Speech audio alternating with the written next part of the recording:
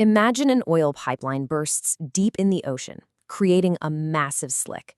Right now, it's 24 miles in radius, but it's growing rapidly. We're talking 8 miles a week.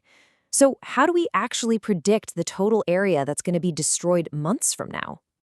This expanding oil spill represents a very real, very serious problem. And to solve it, we can't just guess, right? We need mathematical models. By combining the rate of the expanding radius with the basic formula for the area of a circle, we arrive at the exact formula you see right here. But to truly understand this and use it effectively to predict the future, we have to build out our mathematical toolkit. So, by the end of this lecture, you're going to completely master the core concepts of power and polynomial functions, the exact formulas behind them, and how to apply them to predict real-world changes, just like our expanding oil spill. Let's jump right in. Section 1. Power functions, the basic building blocks. Let's start with the absolute foundation of all these models. A power function is simply a single mathematical term. It consists of a real number coefficient, we'll just call that k, multiplied by a variable x, which is then raised to a fixed real number power, p. Let's make this easier with a familiar example. Think about the formula for the area of a circle, pi r squared. It perfectly follows these 3 steps. First, you identify the coefficient, which is pi. Second, identify the variable base, which is the radius, r. And third, spot the fixed real power, which is 2. You can break literally any power function down into these 3 simple parts. But wait, pause for a second, because here is a super common student trap. You might be wondering, what about a function like 2 to the power of x? Is that a power function? No way. Look closely at the comparison here. A power function must have a variable base, like x, raised to a constant fixed power, like 2.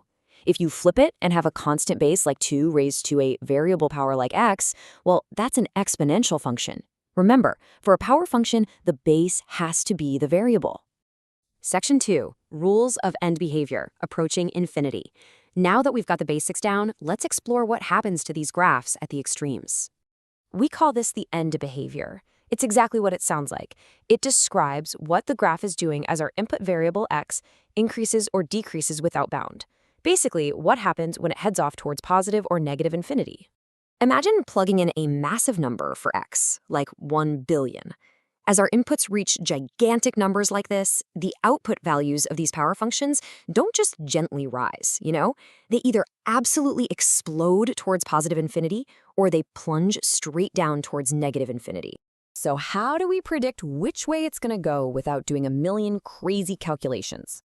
Well, here is your ultimate cheat sheet for end behavior. It brilliantly shows that the direction entirely depends on just 2 things, whether your power is even or odd, and whether your constant coefficient is positive or negative. For instance, an even power with a positive constant, like x squared, explodes positively in both directions. Keep this table handy. It's a massive time saver. Section 3, polynomial functions, combining building blocks. Okay, let's move from simple power functions and start layering on some complexity. This brings us to polynomial functions. I want you to think of a polynomial function as a chain made entirely out of those power function building blocks we just looked at. It's simply a sum of a finite number of these terms, but with one absolutely strict rule. The powers must be non-negative integers, no fractions and no negative numbers for the exponents. That's the golden rule here. Here is the general form of a polynomial. Now, while you technically could add these building blocks together in any order, we almost always arrange this chain in descending order of power. Why? Because it makes it incredibly easy to spot the most important parts of the function at a mere glance. To dissect any polynomial, just follow these 3 quick steps. Step 1, scan for the highest power of x. We call this the degree. Step 2, grab that entire term containing the highest power. This is your leading term. And step 3, identify the number multiplying that variable. That is your leading coefficient. So why do we care so much about isolating that leading term? Because the leading term totally dominates the end behavior of the entire polynomial. Think of the leading term like the strongest anchor in a giant mathematical tug-of-war. As time, or x, goes to infinity, that highest power grows so unbelievably fast that it drags the whole graph its way, completely overpowering all the smaller terms. If you know the end behavior of the leading term, you instantly know the end behavior of the whole polynomial. Section 4. Intercepts and turns. Mapping local behavior. We've looked at the extreme edges of our graph, right? Plunging down or exploding up. But what is happening locally, right in the middle? In the middle, the graph weaves around. And a critical feature here is what we call a turning point. A turning point is exactly what it sounds like, a specific spot on a smooth curve where the graph reverses its direction, changing from increasing to decreasing or vice versa. Just imagine a roller coaster cresting a steep hill or hitting the absolute bottom of a valley.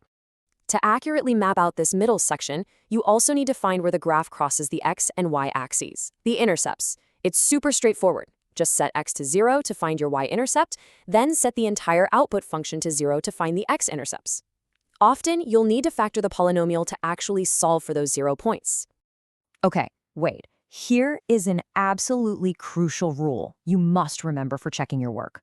Look at the degree of your polynomial, that highest power n. The degree tells you that your graph will cross the x-axis a maximum of n times. And, even more helpful, it will change direction, create a turning point, a maximum of n-1 times. So if you have a polynomial with a degree of 4, you will literally never see 5 turning points. It's mathematically impossible. Section 5, the big picture, graphing and predicting. Before we wrap up, let's connect all of this back to the big picture of graphing and predicting real-world scenarios. When you combine the end behavior, the intercepts, and the turning points, you can sketch a really highly accurate graph. And there's a beautiful rule here. Polynomial graphs are always continuous and smooth. That means if you draw them, there are absolutely no breaks. You never have to lift your pen from the paper. And there are 0 sharp, jagged corners.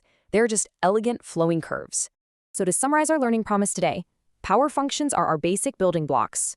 Their leading terms dictate the end behavior, acting like that anchor in our tug-of-war.